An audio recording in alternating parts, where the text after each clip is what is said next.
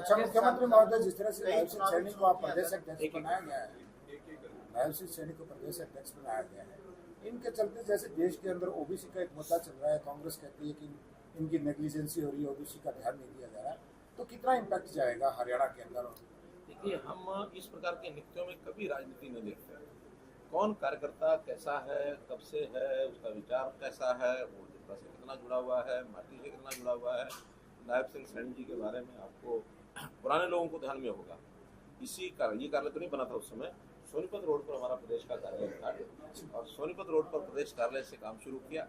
मैं संगठन मंत्री होता था 94 में, और एक कार्यालय का काम संभालने वाले जैसे बाकी वाले लोग हैं, उसी प्रकार से नायब सैनी का हमारा संबंध अम्बाला से आ गया था, हमारा यमुनानगर से आ गया था।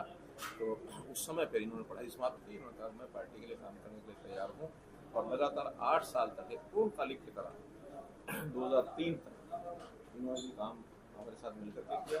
3 में फिर मेरे पास दायित्व दूसरे और प्रदेशों का आ गया था, इनका अपना घर परिवार का मामला और सारा बिजनेस शुरू किया। बाद में फिर विधानसभा का चुनाव लड़ा, फिर प्रदेश में मंत्री बने, बाद में लोकसभा का चुनाव लड़ा, मेंबर पार्लियामेंट बने। तो रूट से जुड़ा व्यक्ति, उसकी पहचान या भारतीय जनता पार्टी में जो पारखी लोग हैं वो करते हैं।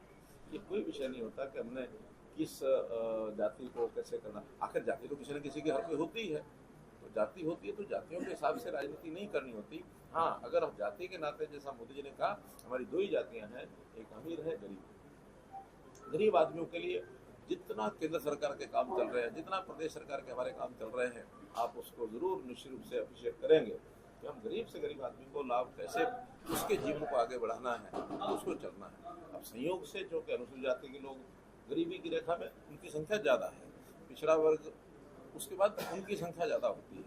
जब उन वर्गों पर ध्यान देना है, उन वर्गों में बीच में काम करने वाला कोई व्यक्ति आता तो कामों को सहूलत मिलेगी ही मिलेगी। इसलिए उस बात को सोच करके, जैसा आप सोचते हैं, हम ऐसा नहीं सोचते। मुख्यमंत्री जी, आपके पास वित्त मंत्रालय भी है, प्रदेश की एसजीडीपी और पर कैपिटा इनकम का क्या स्टेटस है? देखिए, पर कैपिटा इनकम हमारी 2,95,000 रुपया इस समय पहुंच चुकी है। जो आज से 8-9 साल पहले जब भूपेंद्र सिंह हुड्डा छोड़ के गए थे, वो 1,35,000 छोड़ के गए थे, डबल से भी ज़्यादा हमारी पर कैपिटा इनकम है। और जहाँ तक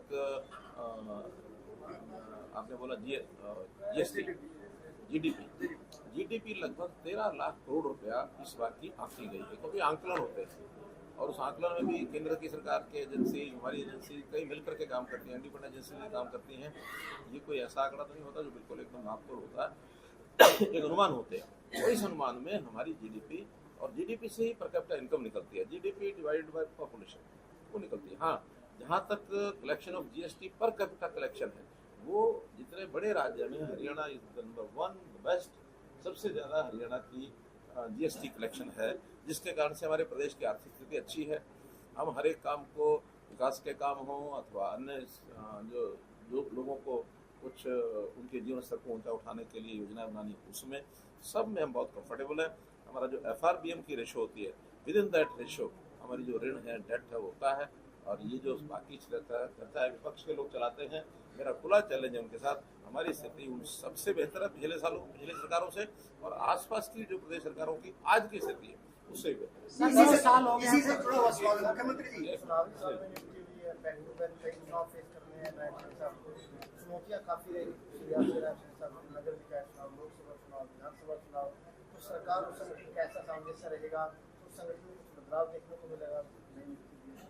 नहीं, वैसे तो हमारे अध्यक्ष जी प्लानिंग योजना बनाएंगे, अभी तो आज पदभार ग्रहण किया है, बाद में टीम बैठेगी, सब विचार करेगी। लेकिन मैं इतना कह सकता हूँ, क्योंकि मैं संगठन का काम संभालता रहा हूँ, मैं संगठनात्मक तरीके से अगर उसका उत्तर देना चाहूँ तो हमारे यहाँ काम सामूहिक टीम के रूप में होता है। दायित्व किसी एक को मिलता है तो एक पंक्ति हमारे यहाँ है कि जो उसको दायित्व मिलता है, he is first among equals, first among equals, सब बराबर है, फर्स्ट है, किसी को कुर्सी पर बैठना है तो इसलिए बैठते हैं, निर्णय लेते हैं, सब विचार करते हैं, आखिर निर्णय को प्रोनाउंस करने वाले जो प्रमुख होते हैं वही करते हैं। लेकिन टीम की जिम्मेदारी होती है। सरकार जो है पूरा सहयोग संगठन को पहले भी करती रही, आगे भी करेगी, और किसी प्रकार की कोई कठिनाई नहीं आई है, नहीं आएगी। जैसा आप करें चैलेंज ये कदम है, पग है, और ये डेमोक्रेटिक प्रोसेस में ये कदम सारी सरकारों के समय सबके समय आते ही हैं।